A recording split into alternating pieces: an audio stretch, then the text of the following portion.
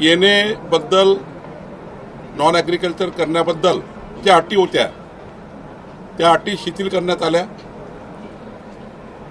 जमिनीचा जो वापर असेल म्हणजे रेसिडेन्शियल असेल, औद्योगिक असेल किंवा कॉमर्शियल असेल, वाणिज्य असेल, त्या वापरामध्ये जर जमीन वापरायची असेल, त्या ठिकाणी त्या जमिनीचा उपयोग करायचा असेल तर येण्याची अट आपण रद्द केली आहे। पण एक सनद घ्यावी लागत होती डेप्युटी कलेक्टरकडनं, आमच्या प्रांताकडनं सनद घ्यावी लागत होती। ती सनद घ्यायची गरज नाही। यानंतर आता जिल्हाधिकाऱ्याची कुठलीही मान्यता किंवा डेप्युटी कलेक्टरची कुठलीही मान्यतेची गरज नाही। रहिवासी क्षेत्र असेल तर रहिवासी वापरू शकेल, त्याच्या वेगळा सनदची गरज नाही, वेगळा डेप्युटी कलेक्टरची परवानगीची गरज नाही। ज्या ठिकाणी वाणिज्य असेल तर वाणिज्य वापराकरता परवानगीची गरज नाही आणि ज्या ठिकाणी औद्योगिक आहे त्याला औद्योगिक वापराकरता पुन्हा येण्याची आणि सनदची गरज नाही।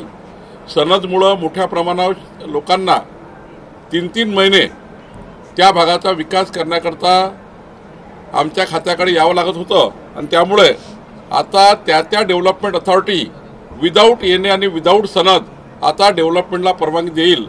त्यामुळे या राज्यातला अत्यंत महत्त्वाचा जमीन महसूल संहिता 1966 यामधला जो अकृषी कर आकारणीबद्दलचा जो एक नियम होता त्या नियमाला आम्ही शिथिलता दिली आहे आणि याचा अध्यादेश काढण्यासाठी सुद्धा या ठिकाणी आज मान्यता मिळाली आहे।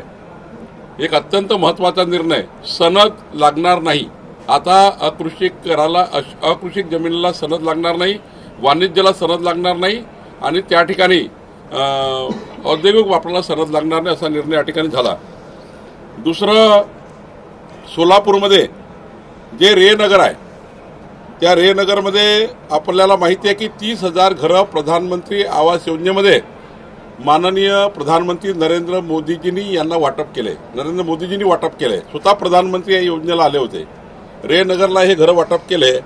तिथे 16,93,89,00,000 इतकी अनर्जित रक्कम होती जी त्या सर्व 30,000 घराकडनं घ्यायची होती।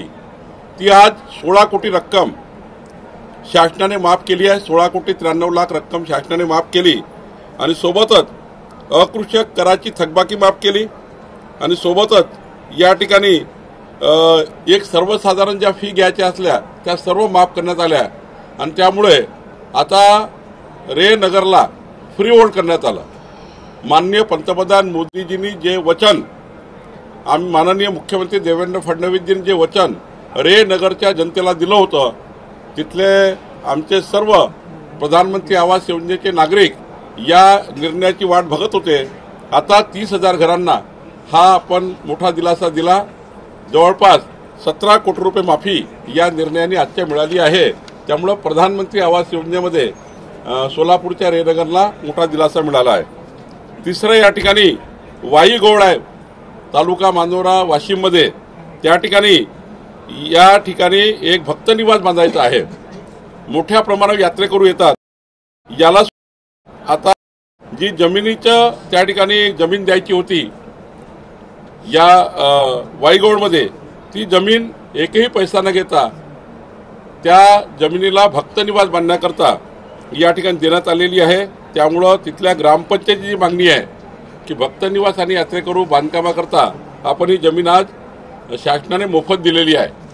चौथा विषय महत्त्वाचा होता की तिरुमला तिरुपती देवस्थान, या देवस्थान बांधण्याकरता आपण जागा दिली आहे यापूर्वी, पण आता वांद्रे येथे 341 या भूखंडावर 648 चौरस मीटर ही जी त्या ठिकाणी जागा होती त्यापैकी 395 चौरस मीटर जागा तिरुपती तिरुमला देवस्थान करता आज कॅबिनेटने मंजूर केलेली आहे आणि त्याकरता 1 रुपया नाममात्र दराने तिरुपती तिरुमला देवस्थानाला आज या ठिकाणी मौजा वांद्रेची जागा दिलेली आहे।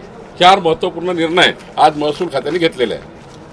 हिंदी में सिर्फ एनए का बता दीजिए, एनए जो है वो कितना इम्पोर्टेंट है शहरी इलाकों के लिए। और देखिए कि इंडस्ट्रियल एरिया हो, कॉमर्शियल एरिया हो, वाणिज्य एरिया हो या रेसिडेंशियल एरिया हो, जो डेवलपमेंट प्लान में सैंक्शन है वहाँ पर एनए की हमने अभी जो सारी कंडीशन निकाल दी है। अब वाणिज्य करने के लिए हमारे तहसीलदार, कलेक्टर, डिप्टी कलेक्टर के पास आने की जरूरत नहीं है। जो डेवलपमेंट अथॉरिटी डायरेक्टली उनको परमिशन देगी। हमने सारी सनद, सारे नियम शिथिल कर दिए। जो डेवलपमेंट में आड़ा आने वाला था, ये नियम था।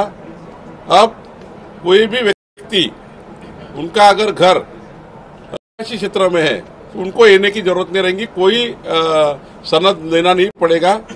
और साथ साथ में इंडस्ट्रियल एरिया में भी इंडस्ट्री डेवलप करने के लिए कोई सनद की जरूरत नहीं रहेगी। यानी एक तरह से जो एक बड़ा में एक रोड़ा बना हुआ था ये एक्ट, कायदा की सनद लगती थी हमारे डिप्टी कलेक्टर की डेवलपमेंट के लिए, अब हमारे डिप्टी कलेक्टर के पास आने की जरूरत नहीं।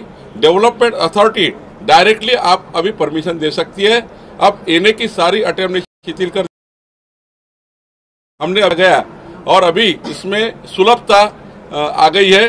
अब डायरेक्ट एनए, डायरेक्ट जो हमारा रेसिडेंशियल एरिया है, इंडस्ट्री एरिया है और हमारा वाणिज्य कॉमर्शियल एरिया है, वहां पर सीधा डेवलपमेंट होगा। सारी कंडीशन हमने निकाल दी।